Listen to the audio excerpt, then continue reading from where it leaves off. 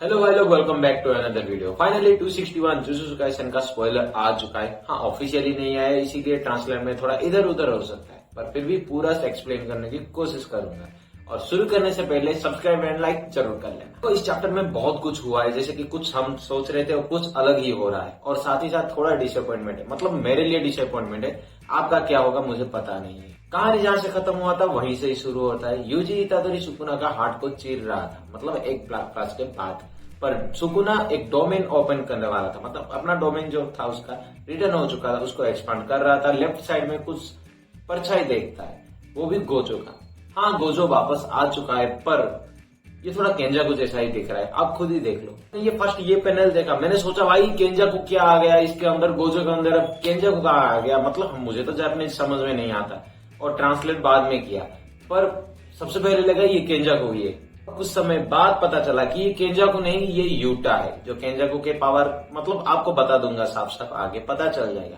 पर फिर भी भाई ये गोजो नहीं है। सुकुना गोजो को देखता है और पहले यूजी को फेंक के मारता है, अबे तू हट, इससे बात कर रहा हूँ। और बोलता है मुझे माफ कर दो, मैं तुम्हें कमजोर समझ रहा था, और तुम इतना कैपेबल हो मुझे पता नहीं था मिस्टर यूटा।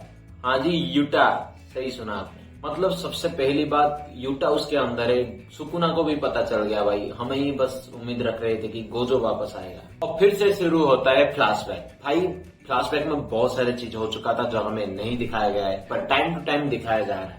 वहां पर सब मौजूद थे, कोई भी नहीं मरा था। वहां पर यूटा बोलता है कि मैं रिका के जरिए केंजाकू को खा जाऊंगा और उसके कर्स टेक्निक को एब्जॉर्ब कर लेगा, मतलब रिका एब्जॉर्ब कर लेगा और बॉडी स्वैप कर लेगा, जैसे केंजाकू टाइम टू टाइम सब पे करते आ रहा है। गेटो के साथ भी किया था। माकी बोलता है कि मेरे सेंसे के साथ मत करना भाई, हाथ भी मत लगाना, ऐसे करने की हिम्मत भी मत करना। पर हकारी बोलता है देखो, हम ये तभी करेंगे जब सारे के सारे कंडीशन खत्म हो जाएंगे और कोई ऑप्शन ही नहीं रहेगा। तभी हमें जिंदा रहना होगा, सारे लोगों को बचाना होगा, इसीलिए तभी यूज करेंगे। तभी कुसकाबे बोलता है कि क्या हम गोजो के बॉडी से लिमिटलेस पावर को एब्जॉर्ब कर सकते हैं, मतलब कॉपी कर सकते हैं। पर सोको बोलता है नहीं नहीं, ये उसके 6 आई का पावर है, पर वो भी उसके बॉडी का ही पार्ट है, इसीलिए ये कोई कर्स टेक्निक नहीं है जो कॉपी कर लोगे, ये उसकी बॉडी का पार्ट है। माकी फिर से बोलता है कि यूटा का पावर एक लिमिटेड है, मतलब 5 मिनट तक ही काम करेगा। अगर गोजो के बॉडी के अंदर आने के बाद 5 मिनट के बाद खत्म हो जाएगा तो उसका क्या होगा। तभी मैं कुछ पॉसिबिलिटीज बता रहा है, जैसे कि केंजाकू का जब कर्स टेक्निक है, अगर लिमिटेड रहा तो अगर वो मर जाएगा, यूटा मर जाएगा, उसके अंदर से बॉडी के साथ साथ सोल भी मर जाएगा। अगर वन टाइम हुआ तो मतलब एक बार कर दिया तो खत्म और कुछ नहीं चेंज होगा। तभी भी कुछ हो सकता है, जैसे कि यूटा का पावर डिस्कार्ड हो जाएगा और हमेशा के लिए गोजो के बॉडी में रह जाएगा। यूटा बोलता है कि नहीं नहीं नहीं, ये सब बाद में करेंगे, सबसे पहले मैं सुकुना के साथ लड़ूंगा उसके डोमेन के अंदर। अगर नहीं जीत पाऊंगा तभी गोजो के बॉडी को एक्सेप्ट करूंगा, उससे पहले नहीं। अभी कुसकाबे बताता है कि भाई ये जो हम काम कर रहे हैं ह्यूमैनिटी के लायक नहीं है। यूटा बताता है कि भाई ह्यूमैनिटी की बात कर रहे हो, हम हिस्ट्री के सबसे स्ट्रॉन्गेस्ट सोर्सेस से फाइट करने वाले हैं, हमें बस जीतना है। अगर नहीं जीत पाए तो ह्यूमन ही नहीं बचेंगे, तो सोचेगा कौन, ये ह्यूमैनिटी का क्या इन ह्यूमैनिटी का। और तुम जो काम कर रहे हो, गोजो को तो अकेला ढकेल रहे हो मॉन्स्टर बनने के लिए, अगर वो मर भी जाएगा तो उसके बाद कौन मॉन्स्टर बनेगा। क्या तुम डर रहे हो? कोई बात नहीं, अगर तुम डर रहे हो तो मैं तैयार हूँ मॉन्स्टर बनने के लिए। फिर एक और फ्लैशबैक पे दिखाया जाता है जहां पर यूटा और गोजो सेंसे बात कर रहे थे। यूटा बताता है कि गोजो सेंसे, अगर तुम मर जाओगे तो मैं तुम्हारे बॉडी को टेक ओवर करूंगा और उसी बॉडी से फाइट करूंगा सुकुना के साथ। गोजो बोलता है कि मैं मरने के बाद क्या होगा मेरे बॉडी के साथ मुझे कोई लेना देना नहीं है, पर मैं सुकुना के साथ पहले हारूंगा ही नहीं, मैं उसे मार दूंगा। इतना ओवर कॉन्फिडेंट अच्छा नहीं था भाई, पर छोड़ो, जाने दो जो भी हुआ।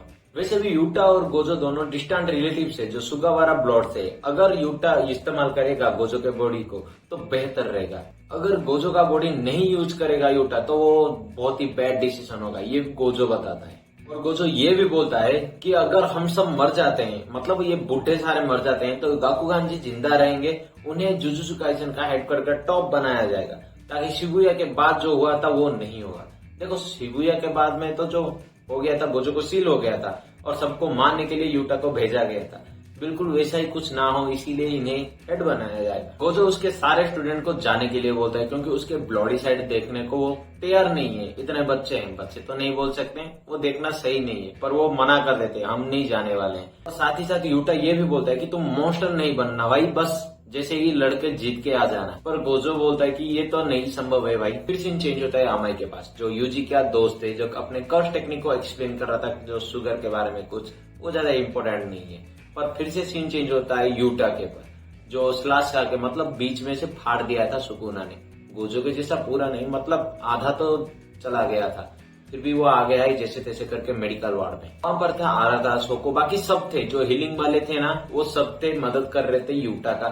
और ऊपर से गोजो का था जो फाड़ दिया था ना, उसे सिल भी दिया था, मतलब ज्वाइंट कर लिया था। और अभी बाकी है बस यूटा के ब्रेन को उसमें डालना। और साथ ही साथ यूटा होश में था भाई रिका के वजह से, पर रिका का पावर धीरे धीरे जा रहा था। और ये यूटा को बताते हैं कि सबसे पहले तू गोजो के अंदर जाएगा तो पहले आरसीटी इस्तेमाल करेगा, रिवर्स कर्स टेक्निक, और खुद को हील करेगा फुल्ली, मतलब जितना भी ताकत होगा उतना ही आउटपुट से इस्तेमाल करेगा और पूरा रिकवर हो जाएगा तेरा बॉडी। क्योंकि हम बस ऊपर ऊपर से सिला है भाई, पूरा भेंस नहीं मैच हुआ होगा, वो तुझे खुद ही करना पड़ेगा, मतलब गोजो के टेक्निक के जरिए। फिर करंट पैनल पे सीन चेंज हो जाता है, जहां पर सुकुना और गोजो दोनों ही अपना जो डोमेन था एक्सपांड कर रहे थे, मतलब marble shrine versus unlimited void. तो साफ साफ बोले तो मजेदार फाइट देखने को मिलेगा, जरूर मिलेगा। पर देखो ये गोजो नहीं है, ये यूटा है। गोजो होता तो भाई थोड़ा अलग ही होता, उसका जो एटीट्यूड है ना, मतलब वही काफी है। जो हो रहा है उससे पता चल रहा है कि उसके 6 आई वजह से उसकी बॉडी टेक ओवर किया है यूटा, वरना कोई और चारा नहीं था, बस उसकी आंखों के वजह से। पर गोजो था, मतलब फाइट होने के साथ साथ उसका एटीट्यूड जो पंच लाइन था ना, उतना ही काफी था। और साथ ही साथ हाँ मानता हूँ ये भी कि वो 1 वर्सेस 3 एंड गेम मैच था, गोजो अगर अकेला लड़ता सुकुना के साथ तो जीत सकता था। हाँ बहुत दुख हो रहा है भाई, ये मैं एक्सपेक्ट नहीं किया था। हाँ इस चैप्टर का स्पॉइलर तो बनाया मैंने, पर डिसअपॉइंटमेंट के साथ साथ। आपको कैसा लगा कमेंट करके जरूर बताना, और आपके लिए डिसअपॉइंटमेंट था या बहुत अच्छा था वो भी कमेंट करके जरूर बताना। मैं जो सोच रहा था भाई बता दिया, आपका क्या सोचे बस वही बाकी है। नेक्स्ट वीक ब्रेक है, नेक्स्ट चैप्टर रहेगा 6 जून को, क्या होगा क्या नहीं उस दिन ही पता चलेगा। तब तक के लिए